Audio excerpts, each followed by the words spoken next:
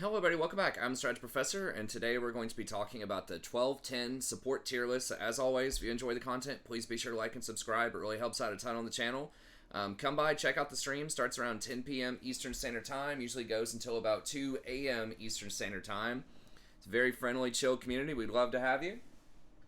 And I'm going to be doing a tier list for every role on this patch as well, so stay tuned over the next few days while I release the tier list.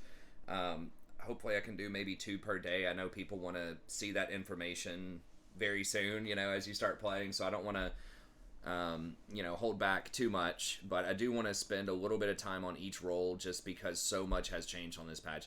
And I did do patch notes as well, which I'll link at the beginning of this video. It's very long, it's almost 2 hours, just because there's literally 150 changes or something on the patch. But anyways, let's go ahead and just go in here and talk about support. Now, let me pull it up just real quick here. I just want to hit the really big things that I think will impact support, just to kind of inform you, just for the first few minutes here, on my thought process and why I'm changing what I'm changing. So hopefully this will just be 5 minutes max. This is a quick TLDR recap if you don't get to watch those patch notes. Remember also, you can speed up YouTube. Just click that little cog. And just turn it to 1.5x or even 2x, and you can probably still understand what I'm saying on some longer videos. But everybody's basically getting 70 extra base health, and they're getting 14 per level. So level 6, when there's usually an all-in kill, usually it's level 2, 3, or 6 a lot of times where there are kills. But 6 is a really important breakpoint for a lot of ultimates and champions, especially assassins, get an ability that they need to typically all-in and kill somebody. So that's going to be an extra 84 health here and 70 here. So that's 154 health. That is a lot. Many champions are going to have less than 1,000 health at that point at level 6 before these changes. So that is a really big deal. Just think of how often someone dies to 1 or 2 ticks of Ignite, right? Which are far, far less than 150 health. So that basically means it's going to be really, really difficult for all-in assassin champions to kill people, even squishier people that don't have a lot of health at the start of the game. And then they're getting this extra armor per level and some extra match resist per level. So that is going to favor champions that scale, that have traditionally had to play in fear in a lane because they're afraid they'll get all in and they can get killed early on. So that's not going to be the case as much anymore. They're going to be able to farm more safely. They're not going to have to fear the all-in. And that's, as far as it pertains to support, that's going to affect squishy champions that scale well, which are enchanters, right? So Lulu, Janna, Yumi to some extent, and then even some champions like Senna, which we'll talk about, is also going to be a lot better on this patch, I think. Because they don't have to fear the all-in from the Nautilus or the Leona as much. It's not those champions can't kill them, it's just going to be a lot harder for them to kill them. And then that's going to also favor ADCs that typically like to scale as well. So Kog'Maw, I think, is low-key going to be one of the strongest. A lot of people aren't really paying attention to him. Vayne, people are looking at her. She's going to be strong. Kai'Sa might be a little bit better later on. Jinx, so that type of stuff is going to take a little bit more priority over things like Misfortune, Jhin. Those champions will still be okay, but their early game pressure is not going to mean as much because they're not going to be able to secure those kills or bully people off as easily as they have been in the past. And then as far as specific items, we'll talk about the champions when we get to the specific champions on the tier list. But as far as the items here, the ones that are notable, Guardian is barely getting tapped, so this is still good on anyone that wants to run Guardian. Obviously, Aftershock is going to be a little bit better on those types of tank champions as well. But running Guardian on stuff like a Rakan, or even running it on things like Lulu, has the potential to still be incredibly powerful because, again, you're going to have more health, you're going to have more resistances, so that's going to make the Guardian shield even more useful. Overall. And then Summon Aerie is getting tapped a little bit. So a lot of the runes as they pertain to supports are not going to really matter that much. And then here, the big winner here is Exhaust. Almost everything else is getting nerfed a little bit. Exhaust is not. It's already very popular, and obviously Exhaust gets better The stronger your resistances are, the stronger your effective HP, the less likely you're going to die while someone's exhausted. So exhaust does scale well with resistances, with health, and so that's where it's going to come into play. Ignite is going to get worse because people are going to have higher health pools. Yes, it still can kill people, but the fact that it's going to be harder to pressure and get those kills early, and the grievous wounds are also going to be a little bit less effective. There's going to be less people taking Ignite, more people taking Exhaust. Exhaust is also a very close range spell, so it's less likely to affect long range, like hard carries such as Kog'Maw, Jinx, things like that. It's going to be more effective against like Kai'Sa's Vaynes, stuff like that have to get in a closer range. So again, I think ultimately this will end up affecting longer range champions a little bit better. Okay, so that's really quick because I just wanted to hit on those. We didn't go over were the items before then. I know Moonstone got whacked pretty hard. Yeah, let me just hit a couple of these items real quick. So a lot of the Grievous Wound items got adjusted.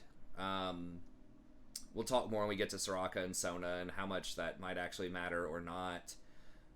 Some Grievous Wound, Demonic Embrace. Moonstone is one that's pretty important. So you're getting less heals off of the Starlit Grace, and you're getting 25% maximum plus healing and shielding. So this item's going to be significantly weaker, I think, and the scaling is also weaker on it. I think most champions that are going Moonstone are going to switch over to doing Shirelias, so champions that can scale well off Shirelias like Lulu are going to do a little bit better in this situation. And also the fact that they're nerfing Redemption massively, which we can go ahead and hit that as well here. So Redemption starts off being nerfed by 20, but ultimately ends up nerfed by 60. So Redemption is typically what you want to get a lot of times with something like Moonstone, because the Moonstone plus 25% healing and shielding stacks up, and then that increases how much your Redemption is going to hit for. So that may not look like a lot, 60, but when you think that, with all the plus healing and shielding people are getting off of Moonstone, off of Redemption itself, and things like that, that's basically 50% a lot of times, plus healing and shielding. At a certain point, that's really going to be closer to like 90 that it's taken off of this. So there's a lot less healing that's going on. So I think your traditional Moonstone into Redemption champions like Soraka could potentially have a pretty hard time here. And I thought that she would be one of the hardest hit enchanters, but a lot of the rest of them will be strong. And we'll talk about that more here in a second. But those are probably the two most notable items, just the Moonstone and the Redemption. I will say that Locket is also getting hit really hard. So it's losing 20 at its base, and then it's losing 30 at the max, or 35 at the max. So not quite as bad as Redemption. But it's still going to hurt champions that need to get Locket first. So like your Leona, your Nautilus, and things like that. But they're really going to be hurt a lot more by not being able to kill people as easily, because people are going to have a lot of HP. So it's going to be a lot easier to peel stuff like the Leona and the Nautilus. And then Knight's Vow, I think that item is very underrated and is very good. They're nerfing how much your self-heal is, but that's fine.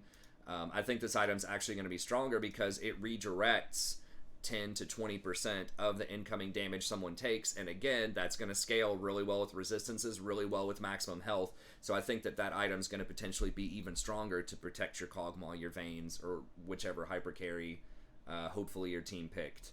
And then the rest of that is not as germane to support. I will say Eclipse. Now, this is something that some AD champions like Senna are getting. Yes, it is getting nerfed a little bit. There's not really, any way around that. It's going to be a little bit worse, but I still think it'll be okay. It'll be playable. Okay, let's get into the actual picks here.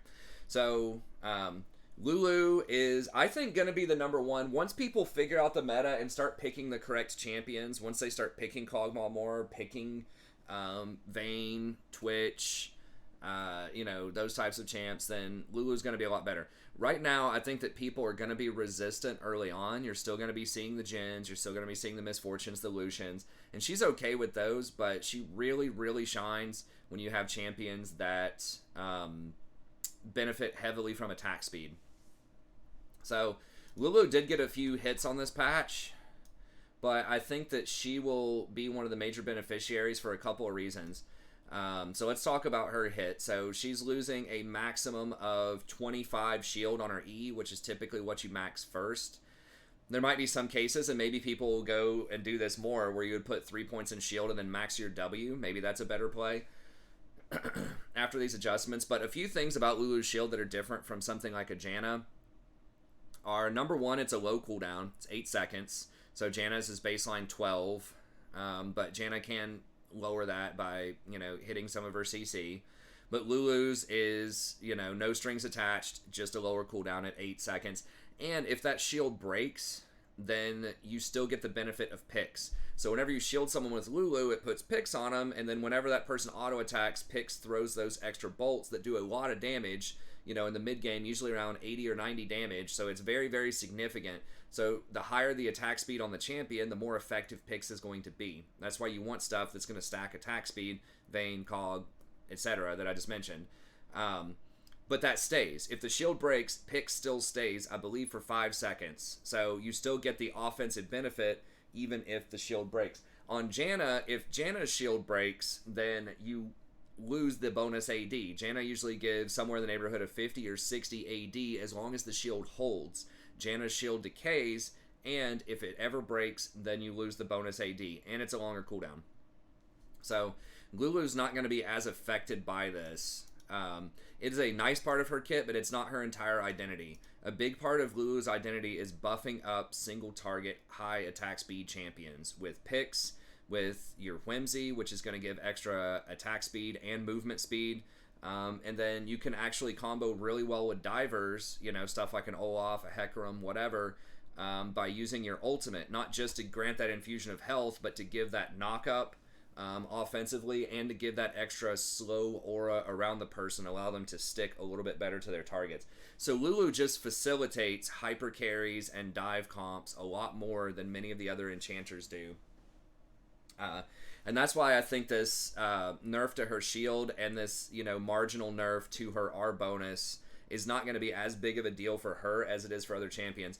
Also, she itemizes really well towards that end as well with the divers. So she works very well with Shirelias. She didn't like Moonstone. She didn't like Redemption because her R doesn't scale off of plus healing and shielding. It's just an infusion of health. So it gets around grievous wounds, but doesn't scale with plus healing and shielding. So the only thing in her kit that benefited from plus healing and shielding is her E. So she was incentivized to get other things like a Shirelias that could be good in her kit. And so she'll start with Shirelias, and then in theory, she could go for like a Knight's Vow if she wanted to even further protect somebody. She could go for Ardent Censer. It's a little off meta, but if you do have a Fed Kog'Maw or Vayne, Ardent Censer is good as a second item. That's still very common on her. So she still has, lots of other items that are options other than the things that have been nerfed. The Locket, Redemption, Moonstone, that type of stuff. So her itemization is really good. Her skill set fits really good with the meta. And I think overall she's going to be quite strong. Now, early results here. Now, this is just day 1. So this is mostly European data, I think. And there might be a little bit of NA sprinkled in there. It is global. But she's not, she doesn't have an insane win rate right now. It is quite a bit lower than I thought. But again, it's only 50%. But again, I think this is because a lot of the popular ADCs, if we look at most picked ADCs, a lot of them just do not play very well with her right now. You see Kai'Sa's okay, but not great with her. Ezreal's terrible with her. Jhin is not great. Lucian's okay, but not great. Because a lot of these are not stacking a ton of attack speed, at least the way people are currently configuring them. Right? A lot of this is probably still AP Kai'Sa. She is good with Vayne. She is good with Jinx. But those champions just have not risen as much as I think they will by the end of this patch. So we'll see. That's one that statistically doesn't look great so far, but I think will scale as the patch unfolds and people kind of figure out the power of Lulu a little bit more. Now, one who is kicking off with a bang, and I don't know if she's going to be able to sustain this, but is Senna. Senna is the most popular pick right now, and she has a 55% win rate at the support role. Now, yes, this is a fairly low sample size because it's just one day, but it's still almost 14,000 games. That's a lot of games. So Senna is doing exceptionally well right now. Senna was very strong. I think I had her tier 2 last patch. So she was really good last patch too. I personally ban her all the time. She's my worst matchup on Rakan. And she just does a lot of subtle things that just allow her to win games. I mean, obviously, she's going to scale later on by collecting those souls. She does quite a bit of damage late game. It is going to be harder to all in and kill her now because she is going to have that extra health. She is going to have that extra survivability. And the fact that she can reposition really well off of her passive, which gives her bonus movement speed. And a lot of people are taking fleet footwork on her now. That's going to give you even more bonus movement speed. And if you activate your Eclipse, so if you just auto attack them and Q them, then you're going to get even more bonus movement speed. So you trigger all of those things at once, you're going to have like 50 or 60% bonus movement speed to reposition. And you can slow them, and you can root them with your W. So any divers that are trying to come at you, it's going to be really hard to blow you up. You also have, of course, your Q will heal yourself, and you have your ult, which shields yourself and does damage to other people. So she's pretty hard to blow up. She has a lot of poke in the early game. Obviously, really long range with her auto attacks, with her Q. She can heal herself. She can heal her allies. She has the potential for an engage. And that's a 2.25 second root that could hit multiple people. Usually it only hits one person. But still, that's a really long root. So even later on in the game, it's not a blitz hook, but it's still pretty good. Right? If you land that on somebody, your team's probably going to be able to kill them. So that's quite a strong ability. And then you also have your E, which is okay utility, right? It does give you more movement speed again. It makes it difficult for ranged champions to target you and to target your allies. And it gives you that extra little bit of movement speed, which is handy. I don't remember if I already said that or not, but it's there. And then you have your ultimate, which is a global influential spell that does quite a bit of base damage, 250 base. And then also grants a pretty big shield. Now, I don't remember if Senna even got touched. I think she did. Yeah, she gets hit a little bit on this patch. So she loses 20 off of the heal on the Q. It doesn't affect her damage at all. And then the shield is getting nerfed early, but not later. So she's losing 20 early, but she's not losing anything later. Not even scaling. So yeah, she's not really getting hit that hard. And her itemization is phenomenal right now, primarily because you can get access to Umbral Glaive. This item is so OP. Like, there aren't a lot of meta champions that can use this, but it's absolutely ridiculous what this item does. It's basically a sweeper every 35 seconds, which is nuts. Like, the usual sweeper, is 2 minutes or something like that. So if you combine this with Zombie Ward, you just get so much vision control. Like, they're just never, ever going to have any vision on the map. Ever. So it's just really obnoxious. You also get ability haste, you get lethality, you get attack damage.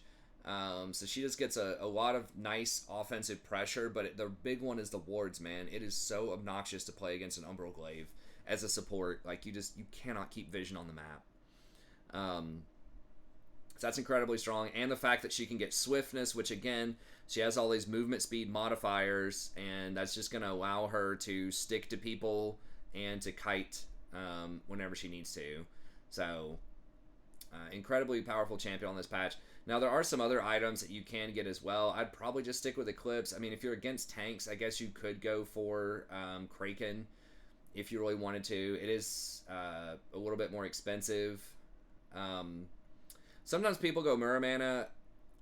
It's okay, I guess. Typically, I don't think you have that many mana problems, but you can try that out if you want. But I think that just like the Umbral into Eclipse is what I would probably recommend in most situations. And then after that, it's up to you. Rapid Fire is a good one just to get off that initial hit. Remember, it does apply a slow off your passive. So getting that first hit from 800 or 900 units away can set up for your team to catch somebody, or even allow you to hit the W and then give your team time to catch them.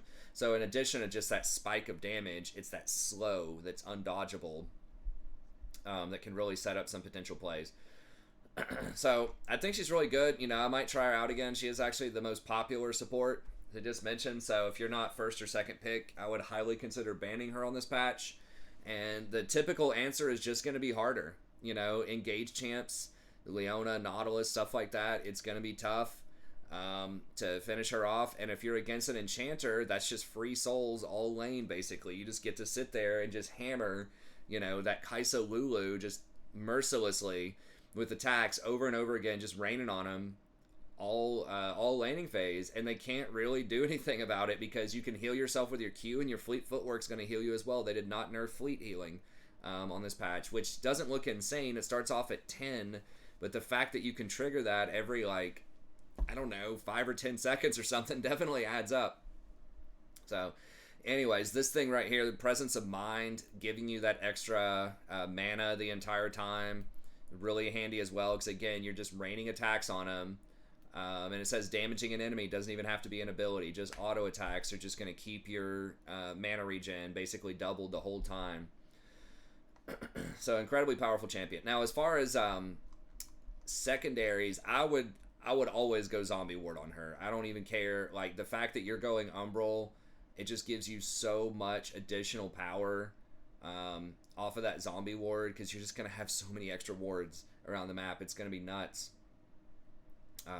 And then I would probably go Treasure Hunter second, just because your items can be expensive. You are basically a carry support, and many of your items are going to be in that 3,000 gold range. Now, Umbral is cheap at 2,300, Rapid Fire is cheap at 2,500, but the extra gold is nice, and you can get these stacks globally fairly easy early on if you use your ult to influence a fight top lane or mid lane or whatever.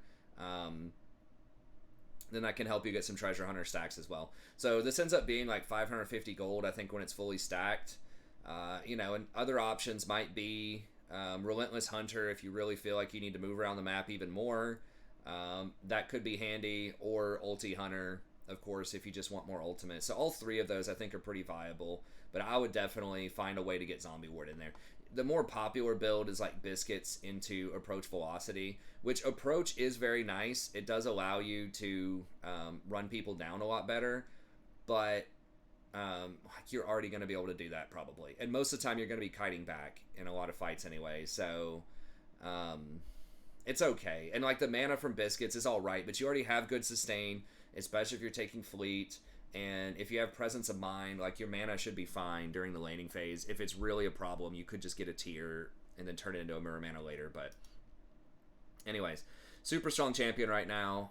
So who is it? Mr. Origami, or I forgot your name. But this might be your time with Senna really taking off. We might actually play her more. He just pops into stream every now and then and just says play Senna, and that's it. A lot of times.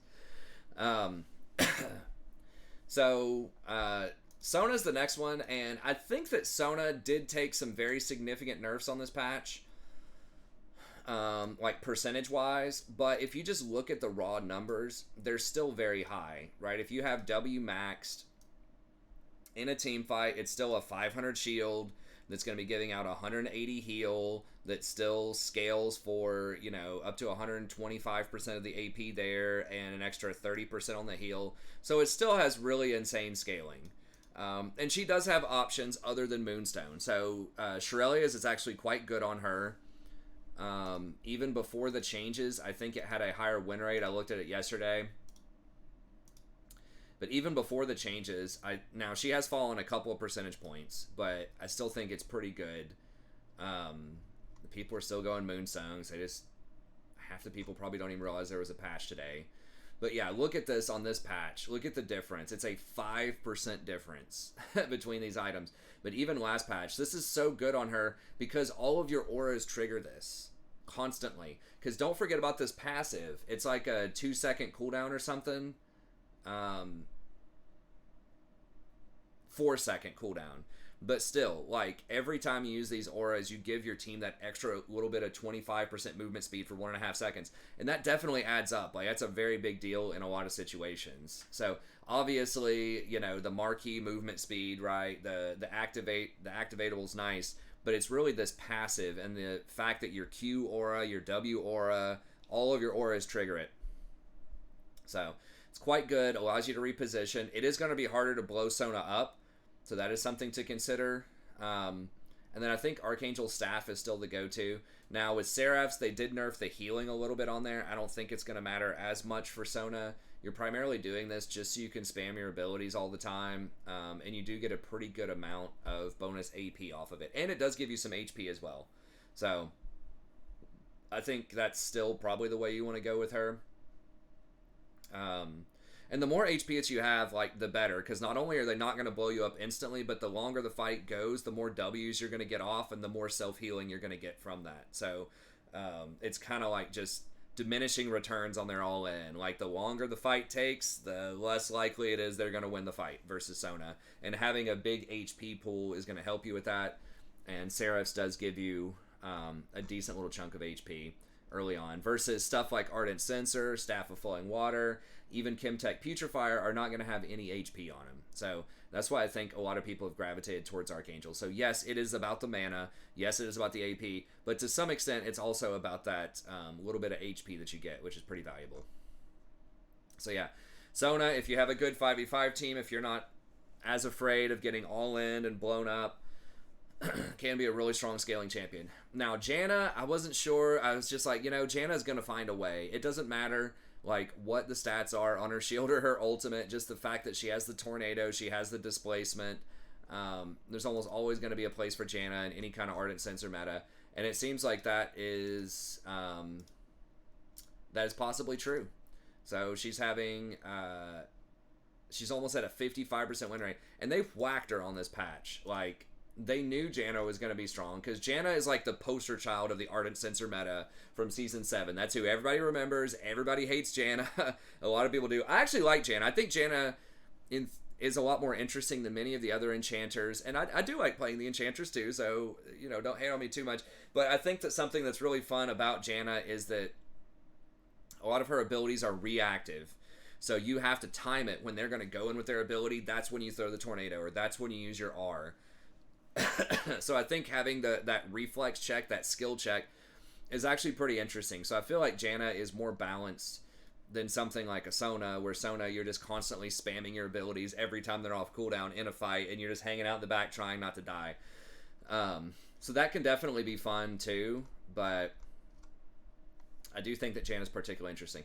So they are nerfing her shield by 25, which is pretty high, and then the per second on her R is important, but a lot of people don't stand in it for the full duration anyways, and it's not really nerfed at max level. So when you get to level 11, you're losing 5 health per tick. That's probably still okay. And that's going to be mitigated by the fact that Grievous Wounds does a lot less against you now. And she historically is pretty good with Shurelya's as well. People, looks like they still want Moonstone with her. It's a lot closer on Janna, just because if you do take Glacial Augment, which a lot of people have been doing with her, you do want the extra plus healing and shielding just to help your Glacial Augment scale harder. So, it looks like maybe just running the standard Moonstone Redemption is still the way to go with Janna, just because of how it works with Glacial. Now, you could try running something like a Shurelya's... Shurelya's Putrefier or Shurelya's Ardent Censer, something like that, and just go Guardian instead. It looks like people are actually running, I don't know, this is weird. Sometimes the whole story doesn't come across, but it looks like people are doing the Comet, because it's such a low sample size at 222. I still think most people are doing the Glacial, and that's how it's showing up here. So it's recommending Comet, but Glacial has a much larger sample size. Because you get Glacial, you get the free boots, and you get biscuits, and usually Cosmic Insight, which is pretty good. And the whole story behind Glacial with Janna is she has 2 different abilities that can trigger this. So she has her Q, obviously the tornado, and then her ultimate can trigger it also.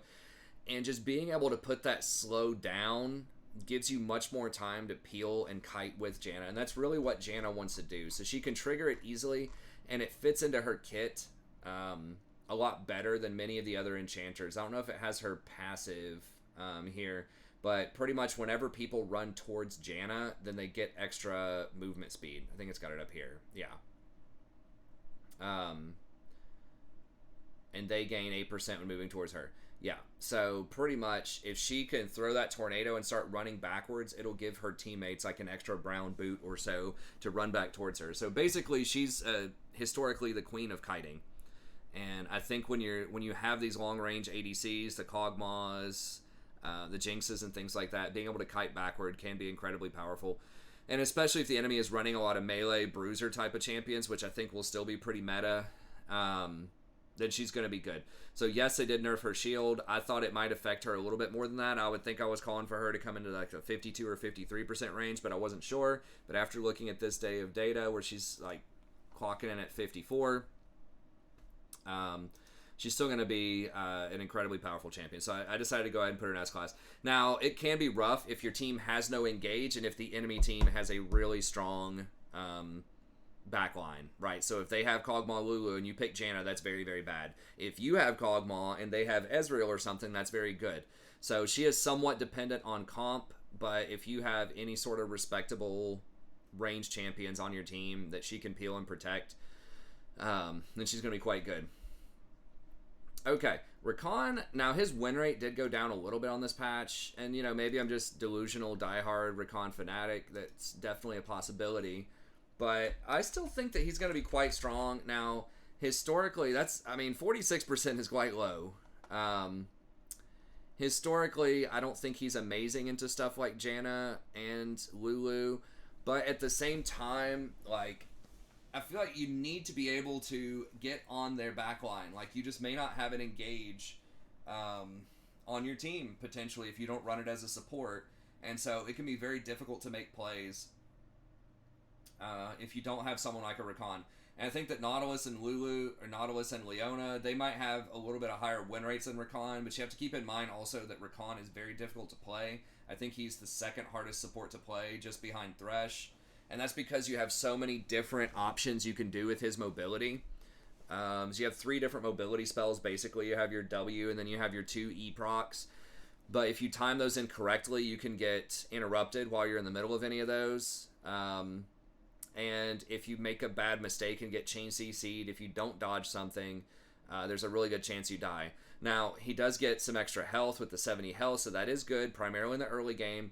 Now, he's not really renowned for his early game prowess, but I think if you do need an engaged champ, you know, going down the line, then he could be really strong. Now, if you have something like a Lulu on your team, like Lulu Cog, you may not need to engage. You can probably just ARAM, like, walk into them and just kill them.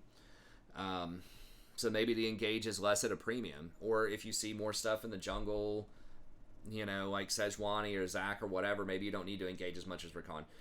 So, we'll see. I'm still putting him up here. There's a chance he could, you know, I could see him going down to tier 2. I would not put him much lower than that, though, because, again, they did tap him on a couple of things, but he's still very good at engaging onto those squishy backline champions. He's very good with Shirelias. It has Redemption there, which I think is probably a poor choice on him in this meta. But yeah, you can either go Knight's Vow, Zeke's, Putrefire. There are several good options for him. So, again, maybe I'm too optimistic on Rakan, but I just think he's always that Swiss Army knife. As you can see, if you can just get out of the laning phase right now and make it later into the game, I think he does scale incredibly well. But a lot of that, you know, his win rate is just going to be low because people are just not going to be good on him at most ELO brackets. So, anyways. Now, the lane matchups, Senna is a horrible matchup for him because he just gets bullied, like, all lane with her. And she's the most popular support right now. So a lot of that product, you know, might be that some of the popular supports he's not great into. So, like, Lulu's not a fantastic matchup. Nami is okay. A lot of the times if someone's picking Nami, it's probably a Lucian. And if you have both of those, that's a horrible matchup. So some of that might be situational, but either way, I still think he deserves an S spot, but if someone wanted to say he was, you know, knocked down to tier 2 into A, you know, I guess it would probably be okay. Okay, Yumi, now, I thought she would be a little bit stronger. Her win rate is quite low right now, which is strange to me. I mean, maybe it's just because she can't pressure the lane at all, and she's just going to fold to something like a Senna in lane. So, again, the popularity and power of Senna right now is warping the bot lane. But, you know, I thought that Shirelias would be pretty good on her. Maybe it's not as good as Moonstone overall. It looks like the win rate's okay. So I'm not really sure what's going on there. I guess people are just destroying her in lane. It does look like she still scales pretty well in the late game, but Yumi's just always dangerous, man. If you just don't win the game and the enemy team has, anyone fed at all on their team, then Yumi can be a threat. So she's okay. Again, kind of like Rakan in a different sense, though. But she's not going to have much higher than a 50% win rate just because people screw up a lot with Yumi, and she has a really hard time with vision control. So it's very difficult not only for her to personally make plays, like all you've really got is your ult, which is delayed, like people can dash out of it or flash out of it, but you also can't even get the vision most of the time in order to have your teammates make plays for you. So very extreme champion, very good if your team gets ahead, but definitely can get blasted, particularly in the laning phase. Okay, Blitzcrank is another one that I was kind of on the fence about, because I feel like in theory he could have a good matchup into stuff like Senna, into stuff like, Janna or Lulu. He is very risky, especially as the game goes on. You're going to find fewer and fewer opportunities for hooks, especially if your team is behind. But if you do end those hooks and you do have a kill lane, you can snowball early. He is one of the champs that I think will still have enough juice to blow somebody up if he hooks them in the early game. Although, depending on the champion, there is a decent chance that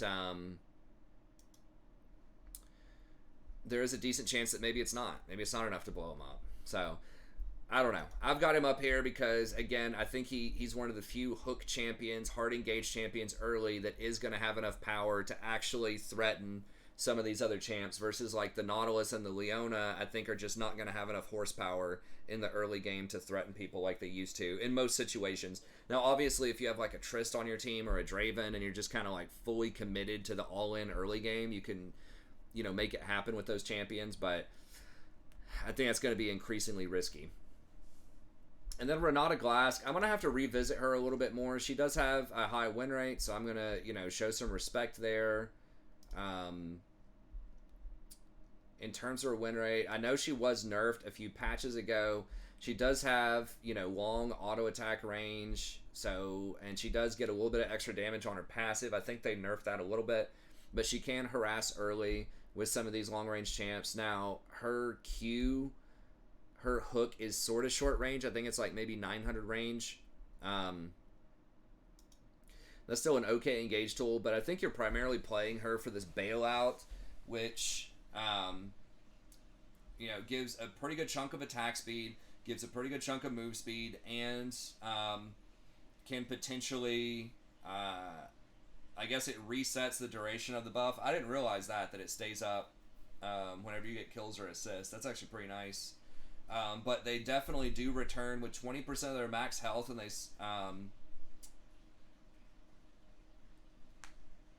and when they come back to life. So if someone has more health, then it's possible they're going to stay up a little bit longer with the bailout, or at least it's going to be harder to kill them before they're able to get a kill or an assist and come back to life.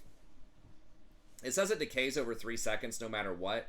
So after 3 seconds, they are going to time out, but a lot of times people are going to be attacking them anyways. So having that extra health will matter.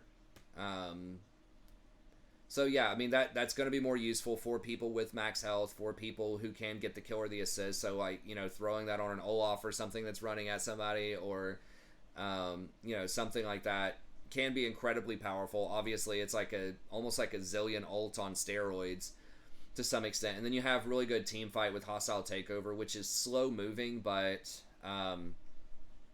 does have a really huge hitbox. And some of those stationary ADCs, the Kog'Maws, the Jinxes, and things like that, just may not be able to move out of the way in time if they don't have flash, especially if they're taking Kraken instead of Gale Force.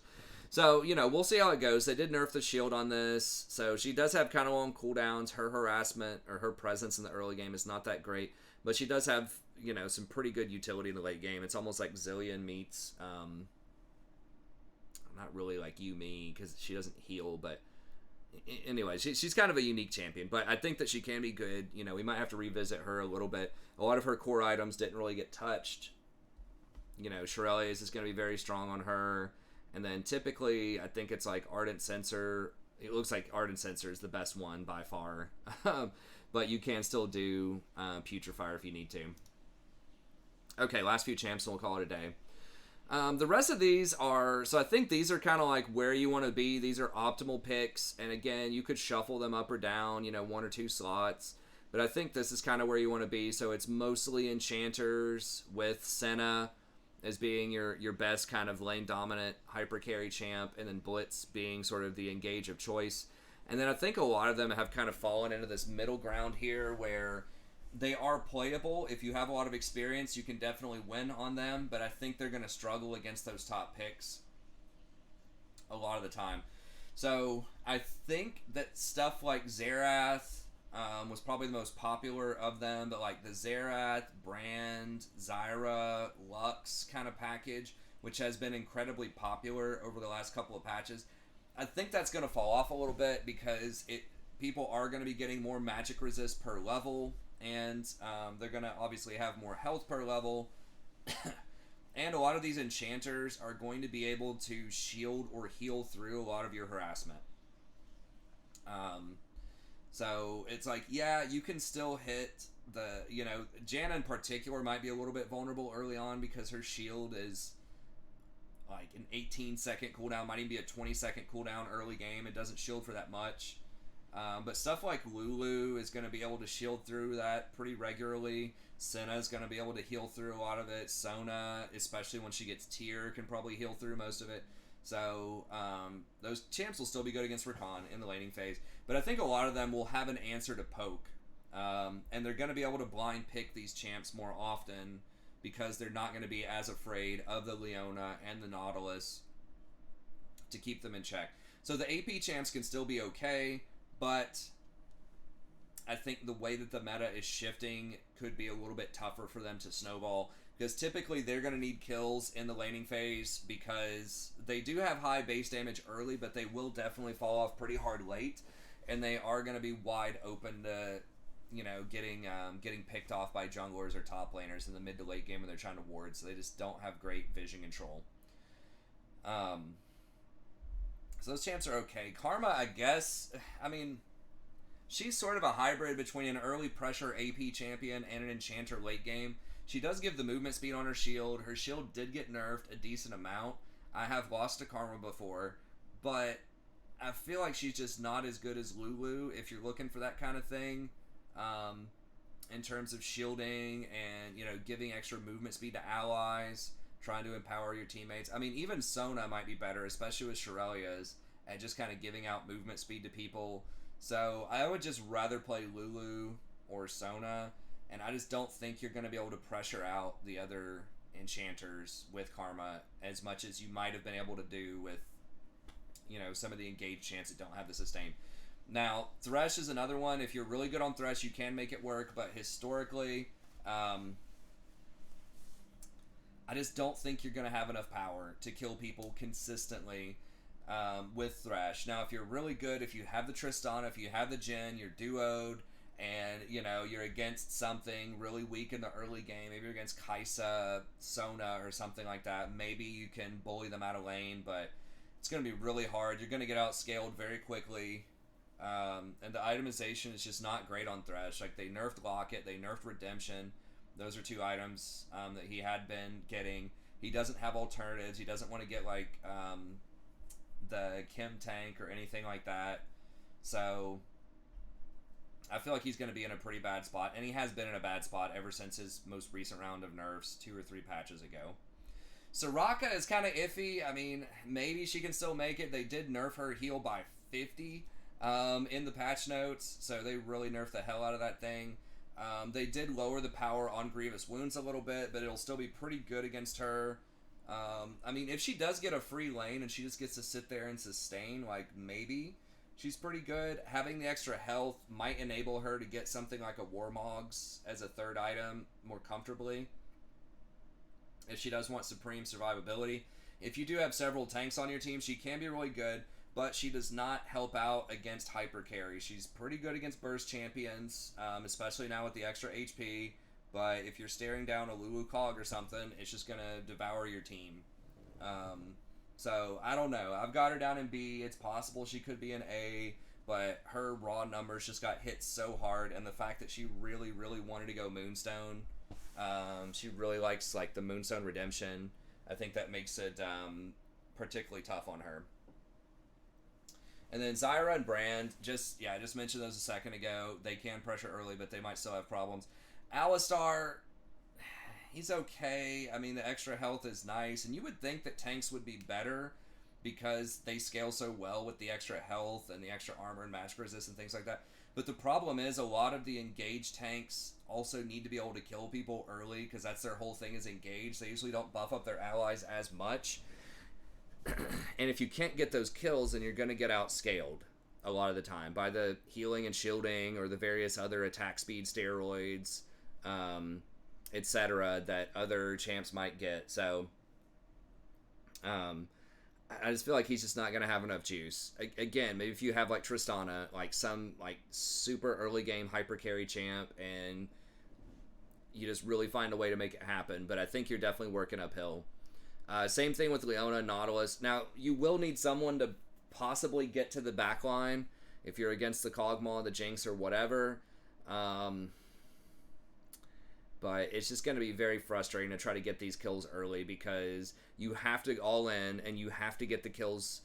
Because if not, if you're against something like a Sona or a Senna and you take a trade and you go down to 50% health and they go down to 50% health, well, guess what? They have a heal and you don't.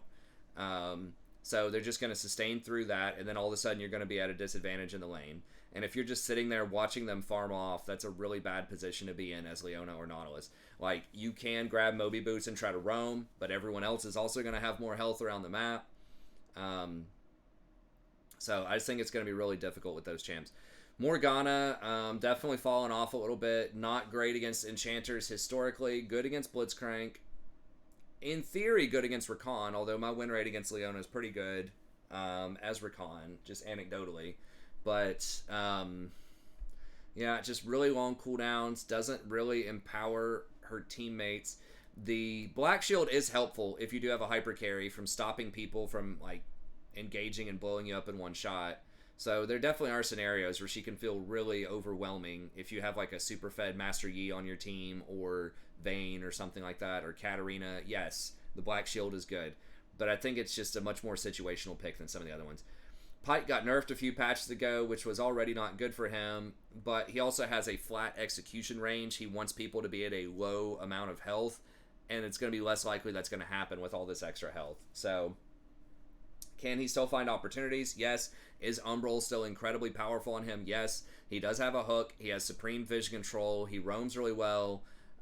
Great mobility. I think he has an awesome kit. I just feel like his numbers are a little low, and just the style of play that I think is going to happen is not going to be great for him. Nami, probably still really good with Lucian if you want to go for the super oppressive lane, but otherwise not going to be that great. She's more of an early pressure champion that just doesn't scale as well as some of the other enchanters. And you've got kind of your Maokai. I think AP Maokai is going to be weaker. Just again, people are going to have more health. There's going to be, just more shielding and sustain. Tank Maokai is interesting. Like, you can get to the back line. You do have good vision control with the seeds. You can find different opportunities with him, but I still think he's probably going to be outscaled. So we'll see. Braum, I almost put Braum in A tier because I do think there is a chance Braum could make a slight comeback here. Like, he is very good at protecting from ranged champions. Like, good against like a Misfortune ult or an Orin ult or something like that.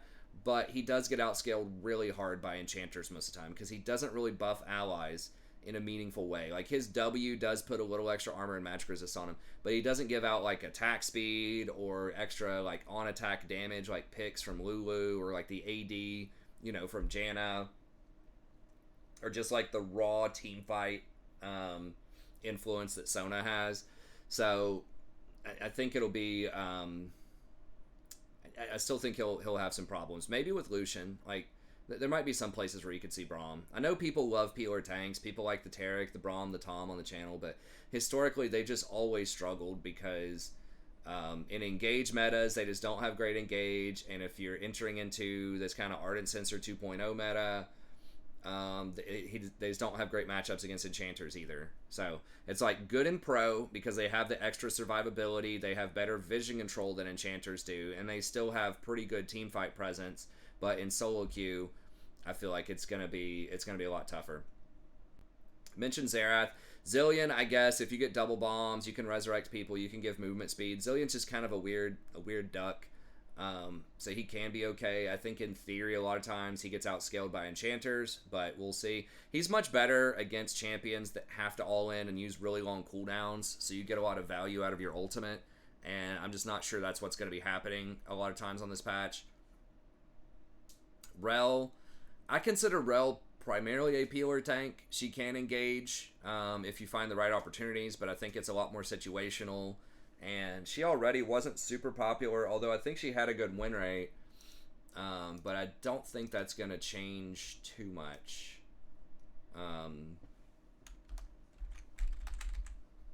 Yeah. Again, win rates aren't everything, but that just kind of like corroborates what I was already thinking in terms of how she's going. So I don't think it's going to be great. Seraphine, I know we have some Seraphine fans on the channel. She's okay. Like, the big issue with Seraphine is she has really long cooldowns and very limited healing and shielding. So, like, yes, her W is good, but I think it's like a 20-something second cooldown early on, and she doesn't have any other plus healing and shielding in her kit. Her ultimate is very good, but if you're looking for just one of those big hitbox ultimates, I'd probably just run something like Renata, because Renata also has big teamfight AoE ability, but then she has the hook, she has the steroid where she's giving out the attack speed and the movement speed on the W and the resurrection, and she has shielding as well. So if you like Seraphine, I would recommend just try out Renata Glask, see what you think. But Seraphine's okay, it's just that poke is not going to be as meaningful in the laning phase, I don't think. And the rest of her kit is like, okay, going into later in the game. Swain still could be okay as a mage early. He is very annoying and difficult to kill. He didn't get, I don't think, a lot of nerfs on this patch as far as his healing goes. I can't remember all of it, and I know we're running out of time. I do want to keep this under an hour. But he's okay. I just feel like he's going to get peeled and outscaled in a lot of situations. Veigar support, he's better against melee champions. You get more effective use out of that cage, or short-range champions, but I mean, if he just gets to sit there and farm off, right? If you're just sitting there farming as a Vayne, Vayne Lulu versus Veigar, something else, maybe. But I still think the hyper carry ADCs are just going to be more reliable than he is. I think there are more answers to him than there are to the other champs. Like, they can, Vayne can get a Wit's End or something like that, and that's going to be very, very difficult for Veigar to deal with. So I just think he's a lot more vulnerable, and a lot of the enchanters just don't play nice with Veigar. You know what I mean? Like, getting the extra attack speed doesn't do anything for him, right? Like, Ardent Sensor doesn't do anything for him.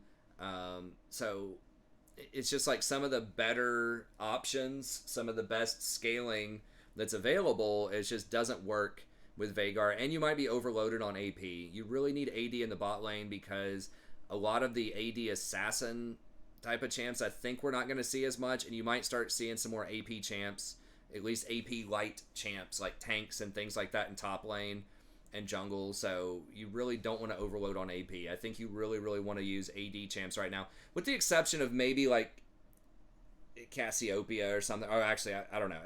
I was thinking he was substituting for the ADC. Still a little tired, but anyways, you don't want to overload too much on AP, and I think that other people, there are just other good options, like I was saying, Wit's End, Maul Mortius. So he's okay, but there are probably better options. Poppy, I know we have huge Poppy fans on the channel. She can work if you're against a lot of mobility.